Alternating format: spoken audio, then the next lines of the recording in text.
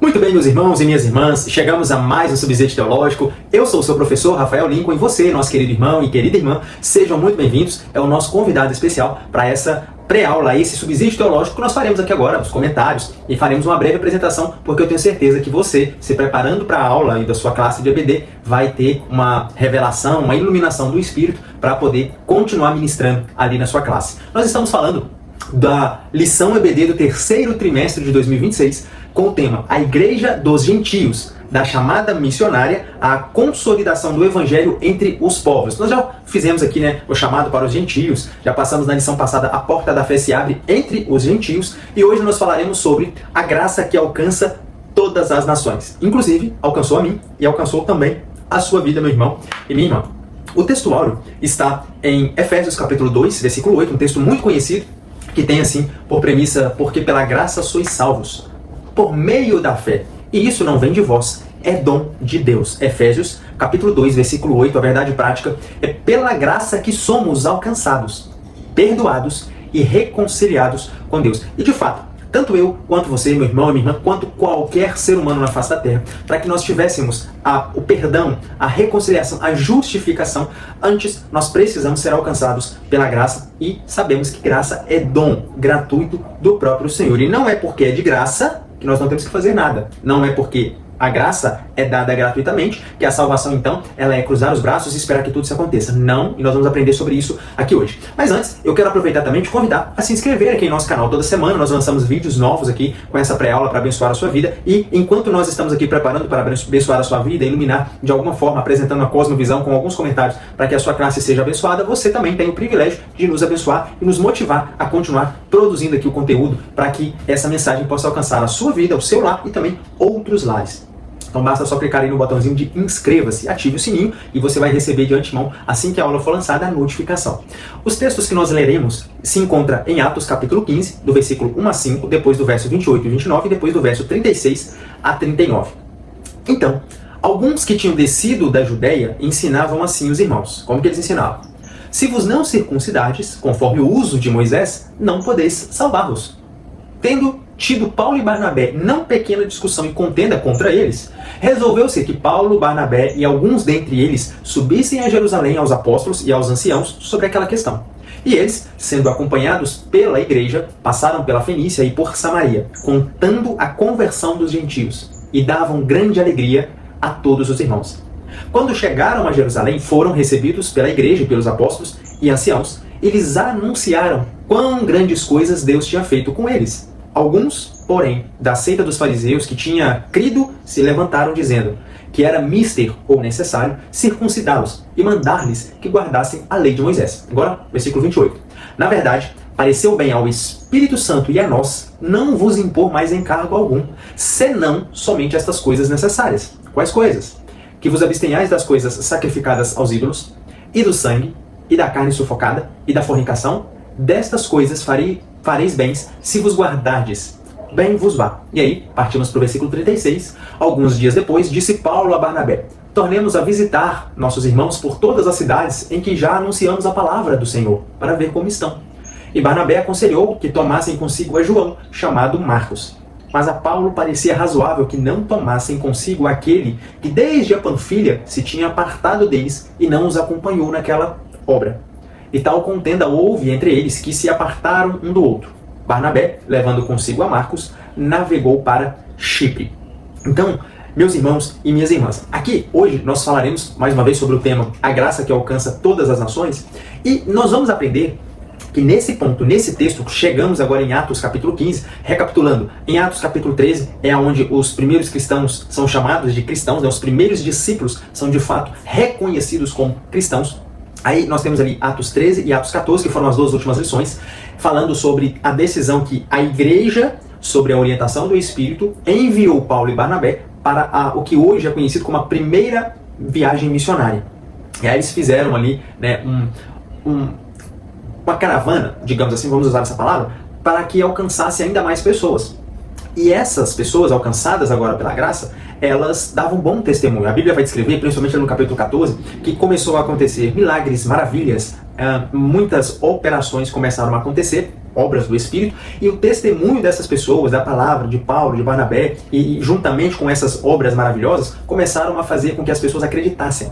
E o número de discípulos, de cristãos, começasse a crescer cada dia mais. Sendo necessário que aí foi colocado ali, preparado discípulos, preparados para que ficassem à frente daquela obra, enquanto os 2 missionários, ou os 2 homens de Deus, partissem para outra região. E assim ficou conhecido como a primeira grande viagem missionária de Paulo. Porém, chegamos aqui no capítulo 15. E no capítulo 15, a Bíblia vai descrever que eles retornando, né, vamos dizer que eles fizeram ali um círculo, rodando ali por todas as regiões ali de Antioquia, e aí voltando novamente para Antioquia, a Bíblia vai descrever que alguns irmãos começaram a ensinar que não era só acreditar, que tinha também que circuncidar, conforme Moisés havia dito lá na lei, para que dessa forma pudessem ser salvos. Mas vem Paulo, vem Barnabé, dizendo que não, as coisas não funcionam dessa forma. E aí, levantou-se essa questão, chegaram até a igreja disse o seguinte, aqui nós estamos falando de uma denominação, uma filial da matriz, e a matriz ficava em Jerusalém. Aí eles pensaram o seguinte, fazem o seguinte, subam até Jerusalém e levem esse caso até os apóstolos. E lá nós temos, né, o meio-irmão de Jesus, Tiago, que era o líder principal da igreja,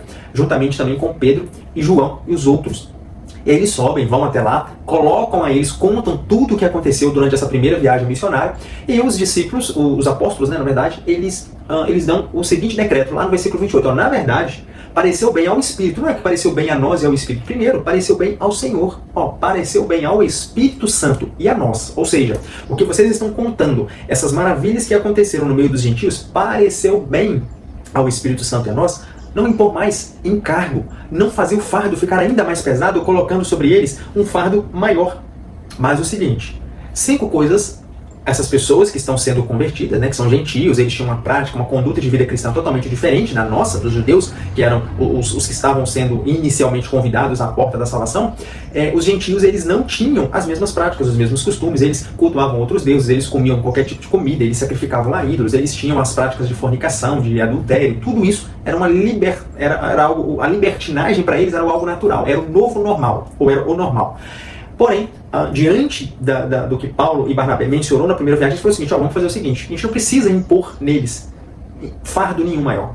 Eles crendo em Jesus e procurando abster-se dessas 5 coisas, está tudo certo, resumidamente. E quais são essas 5 coisas? Abster das coisas sacrificadas aos ídolos, abster-se do sangue, abster-se de carne sufocada, da fornicação e também abster das coisas sacrificadas aos ídolos, do sangue, da carne sufocada, da fornicação. Dessas coisas fareis bem se vos guardares. Eu falei 5, então foram só 4 coisas. Por quê? Em partes, não quer dizer que o que eles estavam dizendo era, se vocês guardarem essas 4 coisas aqui, está tudo certo, já está tudo definido. Não.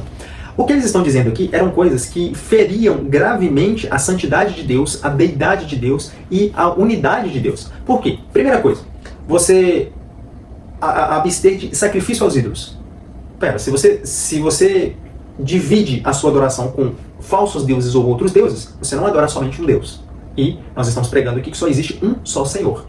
Fornicação, olha, a fornicação ela é um pecado, ela é algo que fere a santidade de Deus, que fere a santidade do homem, que nos afasta da grandiosidade do presente que Deus nos deu, que é o casamento, é dar lugar à carne. Então, essas coisas, o que eles estão colocando aqui, apenas resumindo nessa introdução para a gente ganhar mais tempo, é que essas 4 coisas são um resumo de muitas outras coisas que estão interligadas. Por exemplo, quando eles falam assim, abster das coisas sacrificadas aos ídolos, não é que era só abster das coisas sacrificadas aos ídolos. Fazendo isso, a pessoa evitava tantos outros pecados, como, por exemplo, apresentar-se em oração aos templos de outros deuses, adorar a outros deuses, oferecer sacrifícios a outros deuses, sabe? Então, isso é como se fosse a base. Se você cumprir isso aqui, é igual aos 10 mandamentos, né? Lá no livro de Êxodo, capítulo 20.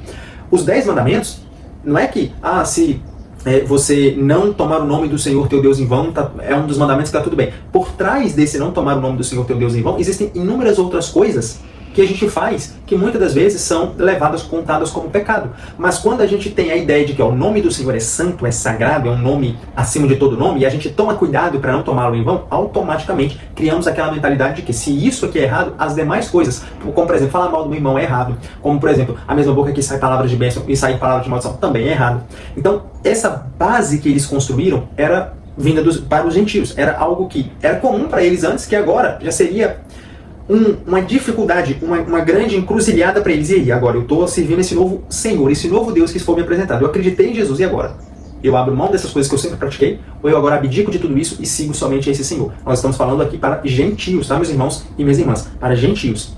Então isso eram as práticas normais que eles tinham. E aí, com o retorno de Paulo até Antioquia da Síria, Paulo e Barnabé, né, obviamente, após essa evangelização da Ásia Menor, surgiu então essa controvérsia que ameaçava a unidade da fé, que era o quê? A salvação, ela estaria condicionada à observância ou a algum mandamento, ou era puramente, inteiramente obra de Deus? Era essa os questionamentos, né, nesse primeiro cenário, nesse primeiro momento. Porque os cristãos convertidos, né, que vieram lá do farisaísmo, que foram convertidos, eles estavam tentando impor a essas novas pessoas, gentias que estavam se agregando também ao corpo de Cristo, impor que o que elas aprenderam lá no passado, na antiga lei, essas novas pessoas deveriam cumprir, para que assim elas pudessem receber também a salvação. Mas nós vamos aprender que na obra, no reino do Senhor, as coisas não são dessa forma. A graça, ela é inteiramente gratuita. Foi concedida a nós como um presente. Então, no ponto de número 1, quando a graça preserva a unidade da igreja.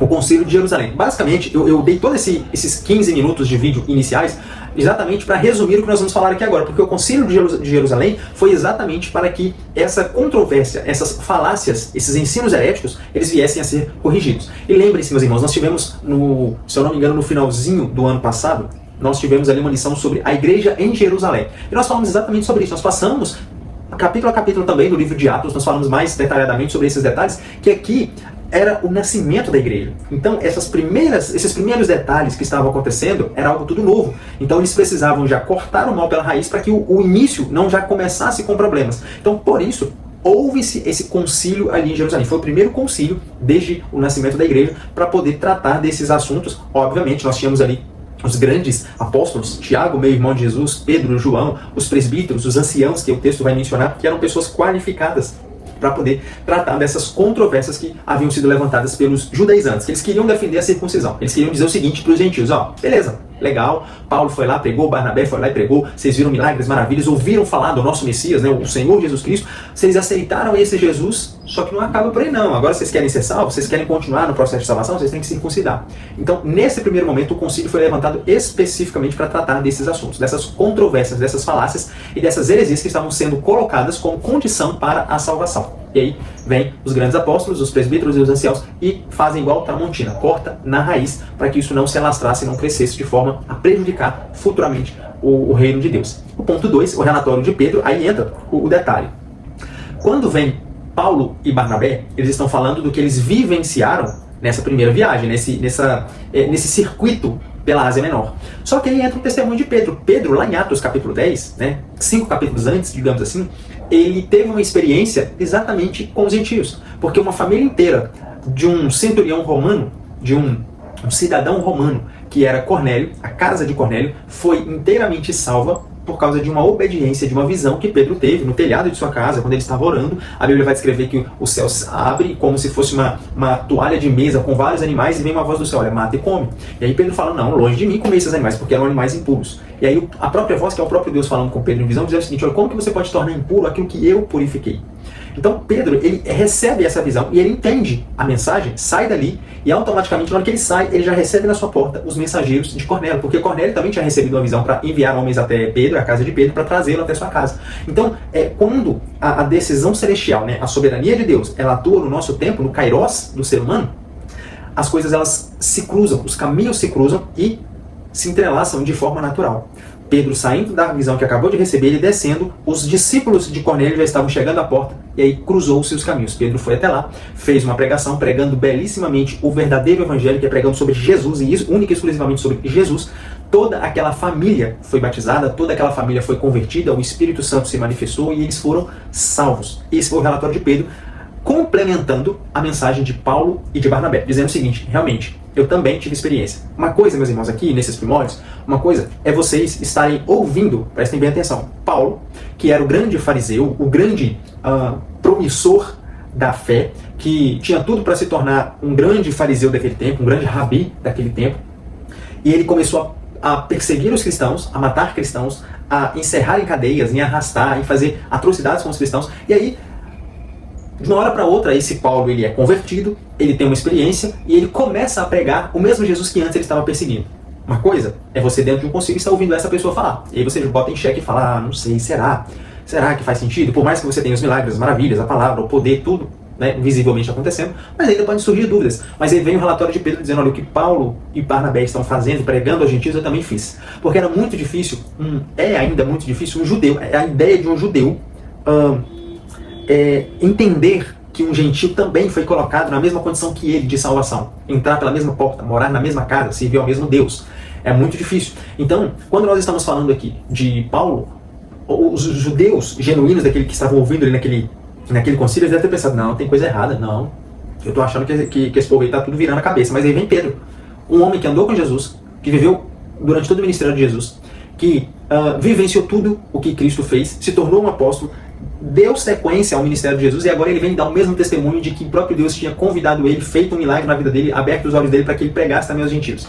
Então é um relatório de peso que vem nesse momento, nesse concílio, para poder ratificar, vocacionar ali a mensagem que Paulo e Barnabé estavam dizendo, que era a necessidade de pregar aos gentios. E aí o ponto 3, o relatório de Paulo e Barnabé, que aí mais uma vez, né, já adiantamos aqui, eles vão falar para esses anciãos, presbíteros e os próprios apóstolos que estavam ali naquele concílio, como foi a confirmação de Deus sobre a missão gentílica que eles tiveram o privilégio de trabalhar durante aquele ano, naquele circuito que eles fizeram pela Ásia Menor. Os milagres, como por exemplo a cegueira do mágico Elimas, que a gente viu, a cura que aconteceu em Listra, o livramento de Paulo da morte, que muitas pessoas testemunharam aquilo como uma aprovação divina. Então, além de tudo isso, houve ainda a bênção maior, que era o quê? O destaque para a salvação dos gentios, que era pela graça sem exigência da lei. O próprio Deus estava salvando essas pessoas promíscuas, libertinas, pecadoras, estavam trazendo essas pessoas, agregando ao reino, sem exigir nada. Era a graça sem condição, era a salvação incondicional, amor incondicional. Não era uma salvação tipo, não, você vem, mas é o seguinte, você vai ter que fazer isso, isso e isso, senão você está cortado de novo. Não existe isso no reino de Deus, na vida do Senhor, no caminho e na obra do Evangelho. Ponto de número 2, um presente de salvação para todos. É o que a graça é para nós. Um presente de salvação para todos. E aí o primeiro ponto vai fazer uma pergunta. O que é a graça? Talvez você, meu irmão, minha irmã, ainda não sabe responder claramente essa resposta ou essa pergunta. Talvez você já tenha ouvido termos como, por exemplo, a graça é um favor imerecido. Não está errado, está certo. Mas, sabe, é aquela famosa frase, um jargão que você ouve, de tanto você ouvir, você sabe responder, mas você não sabe o que significa. Você entende a palavra, mas não entende o significado dessa palavra. Então, é isso que a pergunta vai fazer para nós. E aí, a pergunta que nós vamos fazer aqui agora, eu já te faço uma outra pergunta. Essas aulas têm sido bênção para vocês? Tem, de alguma forma, ajudado você nas suas aulas, nos seus preparos, nos seus estudos, sejam eles pessoais, sejam eles para poder lecionar uma classe de EBD, sejam eles para preparar uma pregação, um estudo bíblico na sua igreja? Se a resposta a essas perguntas forem sim, clica aqui embaixo no curtir. Sabe o que você está dizendo pra gente? Olha, eu estou gostando, irmão Rafael, das aulas, eu estou gostando da sua explicação. Agora, se você vira e fala assim, não, eu até gosto, mas tem alguns pontos que eu não estou muito de acordo, ou, eu queria pontuar isso, aqui embaixo também tem um botãozinho de comentar. Você tem a liberdade e eu te convido a colocar aqui embaixo. Rafael, fiquei com uma dúvida. Escreva a sua dúvida. Talvez eu tenha dificuldade de responder, mas tem vários irmãos e irmãs que ouvem, que podem te ajudar na sua dúvida, podem responder a sua dúvida. E eu também, se eu souber, responderei a sua dúvida. Você pode colocar um ponto de vista. Talvez eu comentei algo aqui que você enxerga de forma diferente e gostaria de compartilhar isso. Esse canal, essa oportunidade, é exatamente para que você tenha liberdade de comentar conosco. E se você, mais uma vez, tem sido bênção na sua vida, tem sido bênção para o seu lar, você também pode compartilhar esse conteúdo. Aqui embaixo tem um botãozinho de compartilhar para que você seja um canal de bênção na vida de outras pessoas, sabe? Clica no botãozinho compartilhar, vai abrir para você todas as suas redes sociais, WhatsApp, Facebook, Instagram, todas as redes, você vai lá e compartilha com todo mundo. Sabe aquele grupo da sua igreja ali de EBD, de domingo? Coloca lá e fala assim, pessoal, olha só esse professor aqui, o irmão Rafael, ele está trazendo aqui um subsídio teológico pra gente, vamos nos preparar, vamos aprender antes pra gente chegar lá e colocar dúvidas, colocar perguntas, responder as dúvidas, ajudar o professor, comentar mais, colocar um ponto de vista diferente, é para isso que serve. Então, tenha a total liberdade de comentar, de curtir e também de compartilhar. E agradeço a cada um de vocês que tem participado, que tem de alguma forma contribuído para que eu continue motivado, inspirado a continuar gravando essas aulas. Lembrando que a maior inspiração sempre é o nosso Senhor Jesus, cumprindo o indo dele a todas as pessoas, a todas as nações. Então, o que é a graça de Deus? Resumidamente, eu vou falar assim de forma pontual, para a gente ganhar um pouquinho de tempo. A palavra, ela vem do grego que significa charis, ou charis, graça, que é o que é chamado, o que é muito conhecido como favor imerecido. Só que é um dom imediato, é algo que nós recebemos de Deus. Eu vou exemplificar para ficar mais fácil. E aí você vai criar na sua mente esse mapa mental e sempre que alguém te perguntar, você vai lembrar disso. A graça é Deus nos dá aquilo que nós não merecemos. Grave. Graça é Deus nos dar o que nós não merecemos. Vou te dar um exemplo. Hoje você acordou. Deus te deu mais uma oportunidade de vida. Ele colocou nas suas narinas o fôlego de vida. Quantas pessoas acordaram? Quantas pessoas não tiveram esse privilégio? Eu tive esse privilégio. Isso é graça. Eu não merecia. Ontem eu cometi pecado. Hoje eu cometi pecado. Mas Ele ainda continua me dando o ar para respirar. Sabe o que é isso? É uma oportunidade. É Deus dizendo o seguinte: meu filho, minha filha, estou te concedendo mais uma chance. Todos os dias Ele nos dá uma chance. Graça. Eu costumo exemplificar isso quando alguém me pergunta e é casado. Eu costumo dizer o seguinte: imagina que você brigou com a sua esposa. Você fez coisas ruins que ela não gostou, você falou palavras ruins ou coisas ruins para ela e a feriu gravemente, grandemente. E eu estou dando exemplo de homem e mulher apenas a título de exemplo, tá? Poderia ser o inverso também, a mulher falando coisas negativas para o homem, deixando ele para baixo. Enfim, é um exemplo prático, só para vocês entenderem. Então, o marido entristeceu a esposa, resumindo a história. Dormiram. No outro dia, de manhã bem cedinho, o marido acorda, tem um delicioso café da manhã, tem a comida preferida dele no almoço. Isso é graça. Isso é presente. Você não merecia. Você cometeu coisas que feriu sua esposa. Você falou coisas que feriu sua esposa. Mas ela foi lá, mesmo ferida, mesmo machucada. Ela concedeu a você um dom imediato. Agiu com bondade. Retribuiu com graça, te dando o que você não merecia. Então, o que é graça de Deus? Graça é Deus nos dar o que nós não merecemos. Vou dar um outro exemplo. Misericórdia. O que é misericórdia? É o contrário de graça. Misericórdia é Deus não nos dá o que nós merecemos. O que nós merecemos quando nós pecamos? A morte, o inferno, a condenação. Mas Deus não nos dá. Ele age com misericórdia. Então, nessa data de hoje, Ele agiu com graça e misericórdia na minha vida. Misericórdia não me dando o que eu merecia e me deu o que eu não merecia. Não sei se ficou mais confuso, mas esse exemplo que eu dou, sempre que eu falo, as pessoas falam bem mais simples, bem mais prático, e é um exemplo muito claro, mais fácil de entender. Então, no Novo Testamento, a graça de Deus em salvar o ser humano, não por obras ou por méritos, mas por amor e misericórdia, que é exatamente a graça. É o dom gratuito de Deus. Não é pelas obras, não é pelo que eu faço, não é pelo que eu sou, não é pelo nome, pela família, pela tradição, pela cultura, pela região, pela placa. Não. Simplesmente porque eu tomei uma decisão na minha vida. Simplesmente porque o Cristo apareceu, o Espírito me revelou e eu tomei uma decisão. Eu quero, eu confesso, eu me arrependo, eu aceito. Isso é graça. Jesus Cristo, ponto 2, como a manifestação da graça. A graça do Senhor, ela alcança o ser humano de inúmeras formas. Como eu mencionei aqui, o ar que nós respiramos, ele é concedido tanto para quem ama a Deus quanto para quem odeia a Deus. Sabe? O ar hoje foi concedido para mim, que sirvo ao Senhor, quanto para quantas outras pessoas que servem ao inimigo. O sol que está brilhando ali fora, ele foi concedido hoje, é uma forma de graça, é o que é chamado de graça comum. Ou é porque existem, dentro da teologia sistemática, o que é conhecido como graça comum e graça especial.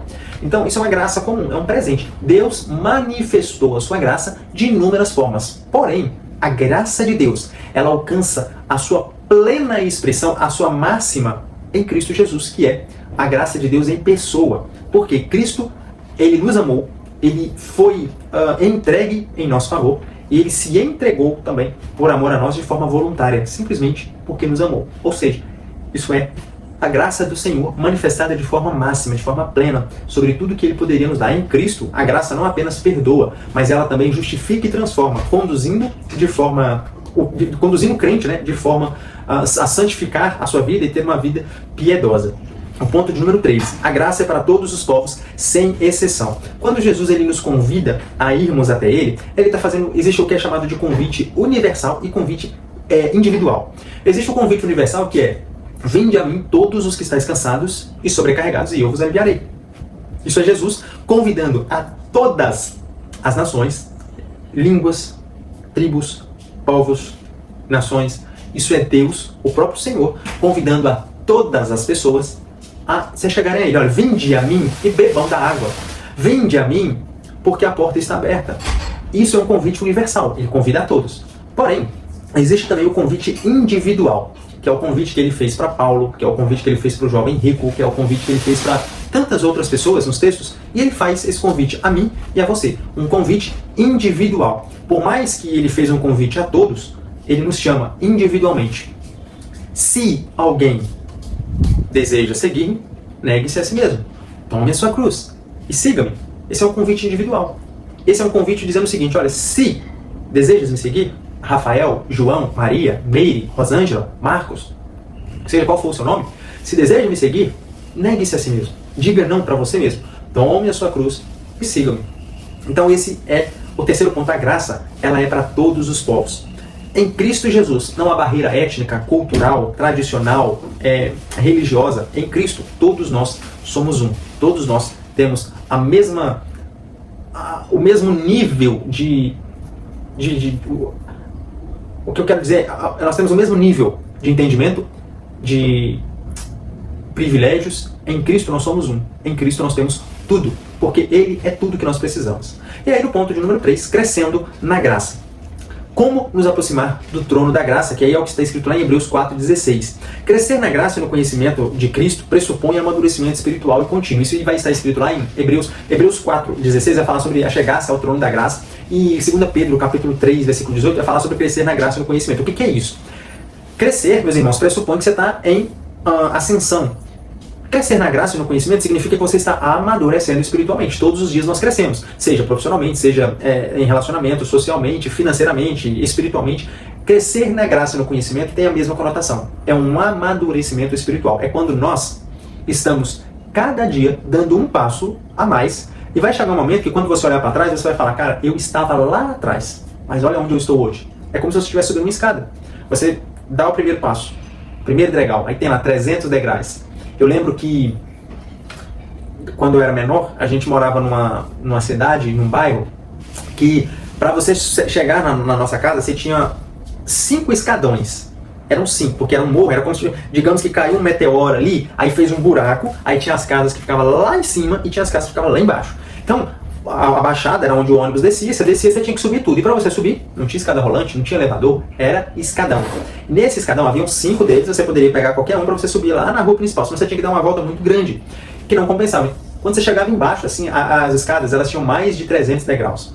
Quando você chegava debaixo da escada e você olha de baixo para cima e você não tem costume, você se assusta, você fala: caraca, vai ter que subir isso tudo. Quantas vezes a gente chegava pessoas, né, para visitar a nossa casa e falava assim: nossa, tem que subir tudo isso aqui. A pessoa no meio do caminho, antes dela subir, ela estava desanimada. A caminhada com Cristo é do mesmo jeito.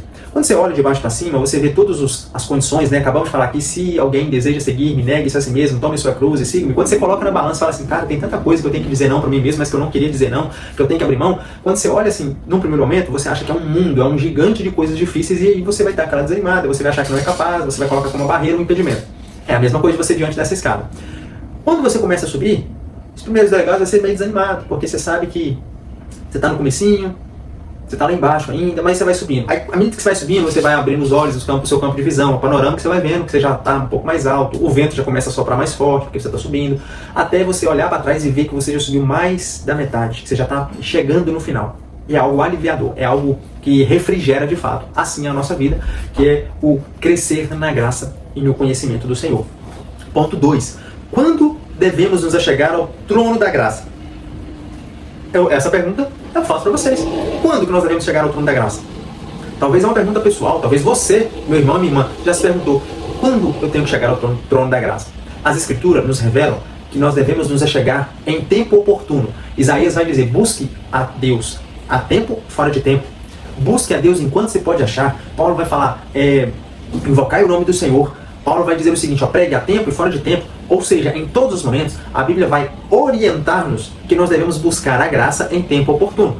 Isso significa que o Senhor, o auxílio divino, está disponível para nós no momento exato da necessidade. Sabe aquela pessoa que você está passando por problema, na hora que você vai falar, ela já é aquele auxílio, já está com a resposta, com uma solução para você?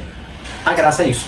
Ela deve ser buscada em tempo oportuno. Significa que, quando você precisar, ela estará lá no momento exato para poder atender, te auxiliar, te consolar, te empurrar, ajudar de alguma forma.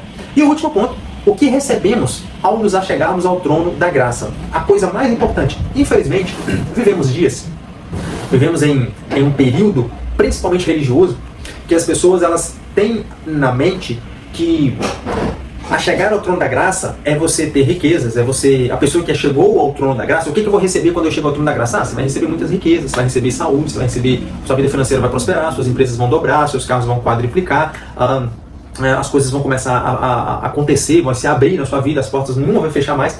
Mas não é isso que nós recebemos quando chegamos ao trono da graça. A Bíblia é bem clara em nos dizer que a coisa mais importante que nós podemos receber é a presença de Deus. Seja ela em vida ou após a vida. Porque eu não sei se os irmãos e as irmãs já pararam para pensar.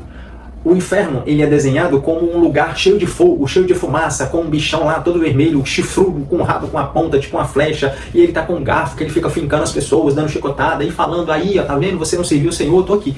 O inferno é pintado dessa forma, mas isso não é o inferno bíblico.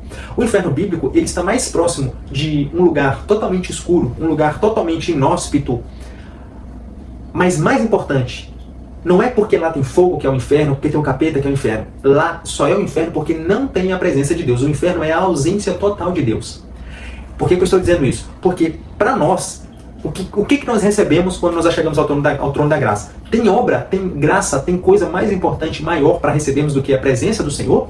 Ouvimos, vinde, benditos de meu Pai, e herdai-vos o reino. Vinde, benditos do meu Pai, e assentai-vos à mesa. Tem coisa mais importante do que quando você se achega ao trono da graça, você ser recebido pelo próprio Senhor, por aquele que se entregou por nós? Então, quando nós nos aproximamos de Deus, nós vamos receber misericórdia, nós vamos receber perdão, nós vamos receber fortalecimento espiritual, nós vamos receber capacitação para viver no segundo, não é a minha vontade, mas a vontade do Senhor. Isso é o que nós recebemos quando nós nos aproximamos, nos achegamos ao trono da graça. Além disso, além de tudo isso que eu mencionei, que já seria o suficiente para você não perder tempo, né, e continuar servindo cada vez mais fielmente, fortemente ao Senhor, além disso, Deus ele vai comunicar conosco a sua graça por meio de alguns canais. Quais canais, irmão Rafael? O canal ali do professor Rafael Lincoln? Não! A palavra dele é o primeiro canal que ele vai comunicar a você.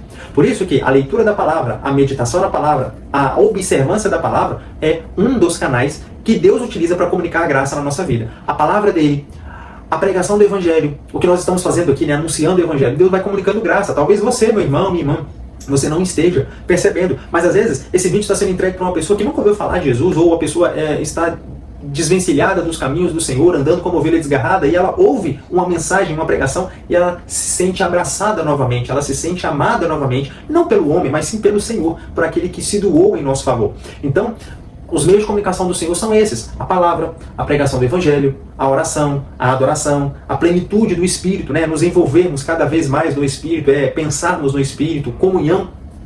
Isso tudo nos comunica sobre o que nós recebemos quando nos achegamos ao trono da graça. Então tudo começou com dois homens sendo cheios do Espírito, uma voz, que era a voz do Espírito, concedida à igreja do Senhor ali em Antioquia da Síria, onde dois homens cheios do Espírito Santo foram separados, foram enviados, fizeram ali um circuito na Ásia Menor, deram uma volta, digamos assim, na Ásia Menor, em algumas das cidades ali daquela região, fizeram uma pregação em rebuliço, a ponto de uma nação inteira, um continente inteiro, começar a olhar para a mensagem do Evangelho e se dobrar diante dela, a se converter. E nós não estamos falando de pessoas que nasceram sobre a promessa como os judeus, nós estamos falando de pessoas que outrora não tinham essa promessa. Tudo começou quando a graça foi alcançada pelas outras nações, por todas as outras nações, quando as nações foram alcançadas pela graça que começou ali, a princípio, pelo que nós estamos falando, né, na cronologia do que estamos falando, com Paulo e Barnabé. Amém, meus irmãos e minhas irmãs? Chegamos ao fim de mais uma aula. Eu agradeço a atenção de vocês e peço que continuem, né, curtindo, compartilhando, comentando, inscrevendo-se aqui no canal, e que Deus possa abençoar a sua semana, a sua aula, te dando graça, conhecimento, e que você possa, como nós aprendemos aqui hoje, a continuar crescendo na graça e no conhecimento, que é o amadurecimento espiritual. Fiquem com Deus, fiquem em paz.